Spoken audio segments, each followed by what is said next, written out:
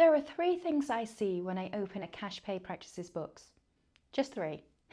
Every practice I've ever diagnosed sits inside one of them. From the inside, all three feel identical. The practice is busy, the patients are happy, and the revenue is somehow flatter than it ought to be. From the outside, they're diagnosable in about 3 minutes. The owner almost never knows which one is theirs, but by the end of this video, you will. I first learned to spot these patterns inside my father's practice. He was a family doctor who made the leap to private practice on grit and instinct because nobody handed him a map. He struggled in ways he never had to. And what I see now in cash pay practices, I first saw in his before I even had names for it. I've seen what a well-structured practice does for a physician's life and what a poorly structured one costs them. The gap between the two is almost never what the owner thinks it is. So let me walk you through the three shapes that I've noticed. Okay, shape one, the busy but quiet practice. Here the schedule fills. Sometimes it looks properly full. Sometimes the owner is still actively trying to fill it. But either way, the top of the funnel isn't quite the actual bottleneck. What's happening underneath is that every patient is being treated as a first-time visit forever. There's no arc. There's no, here's what we do next together over the next 3 to 6 months. No named next step, no follow-up, no rhythm. No reason for the patient to come back besides the good feeling that came from the last visit. So people come in, they get treated well, they leave grateful, and then they don't come back. Not because you did anything wrong, but because nobody drew them a picture of what came next. The tell, and this is the thing to listen for, is when the practice owner says something like, we get a lot of really positive feedback, but people don't always rebook. That's not a marketing problem. That's a retention architecture problem. And no amount of new patients will fix it because you'll just funnel them into the same door and lose them the same way. But there is a fix. It's specific and it's not more marketing. I'll come back to that in a moment. Okay, shape two, the service that's stalled.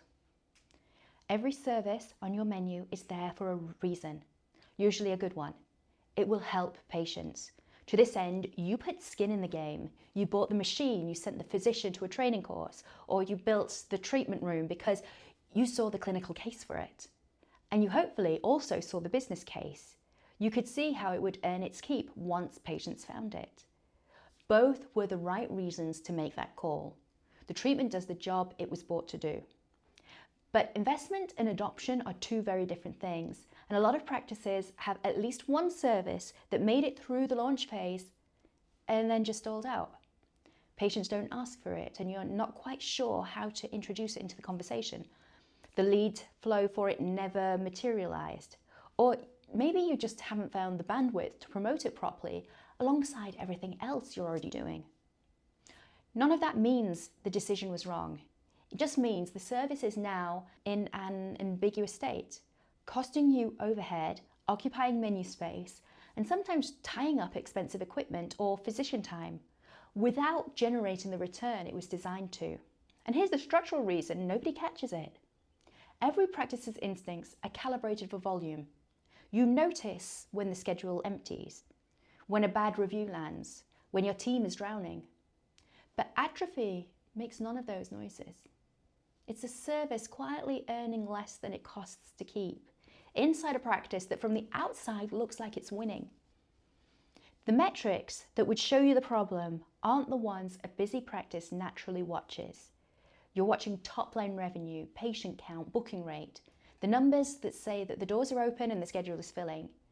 But a stalled service shows up in per service margin, in opportunity cost of equipment sitting idle, in the calorie count of physicians' time spent on a service that isn't earning its keep. And nobody looks at those numbers unless somebody's built a system that says, hey, look here every month. Which is why it almost always shows up as a surprise years after it started. The tell here sounds like, we'd love to sell more of X, but the leads never came for it, so we quietly just stopped promoting it. That's the pattern. Every practice that's been open more than 3 years has at least one service sitting in this kind of limbo. and most of them have no idea what it's costing to keep it there. Shape 3, the stack that could tip. If you looked at your top 20% of patients, the ones spending the most, the ones coming most often, the ones you know by name and by story, and asked what percentage of your revenue they represent, most cash practices land somewhere between 60 and 80%, which means if one of them, just one of them leaves, you're not just down a client, you're down one of a small handful of relationships the practice has quietly built itself around. You know, their treatment plan, their family in your notes, their rebook already in your calendar. That's not something you replace with the next walk-in. I worked with a practice where the owner could name every one of her top patients. She actually also knew their kids' names and their treatment histories off the top of her head. But she had no idea her slow months were quietly $40,000 below her good ones, because the top 20% relationships smoothed the average out until the month one of them didn't rebook. Practices don't usually design this. It happens by natural attrition. The patients who could go went, and the patients who loved it are still here, and the ones who love it have organically grown into bigger and bigger customers over time, which sounds like a success. And in a way it totally is, but also means that the practice is quietly running on a very small number of relationships. One departure, one move away, one appointment they told you didn't land, one change in their personal circumstances, and you're not just down a client, you're down a chunk of what makes the practice what it actually is. The tell here is the owner who can name the top 5 patients from memory, but can't tell you within $20,000 what the practice does in a slow month. So, 3 shapes: busy but quiet, stalled, and stacked. Most practices don't have all 3. Most are 1 clearly and maybe a hint of a second.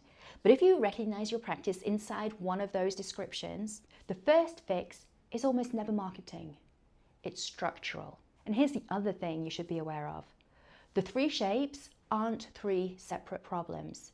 They're 3 visible symptoms of the same underlying architecture gap.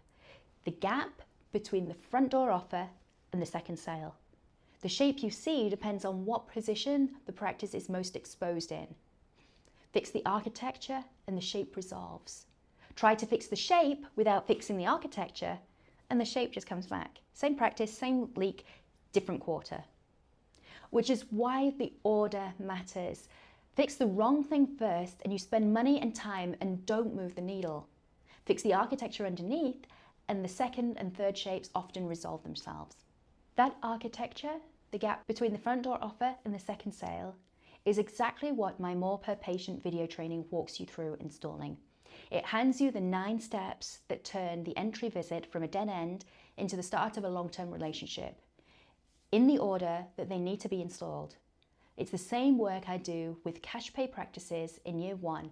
Now, if you know your shape and you want to see the retention maths that goes with it, watch this next video, 40 new versus 6 old. It's the number that decides whether more leads will actually help or whether they'll just cost you more money to lose the same patients again.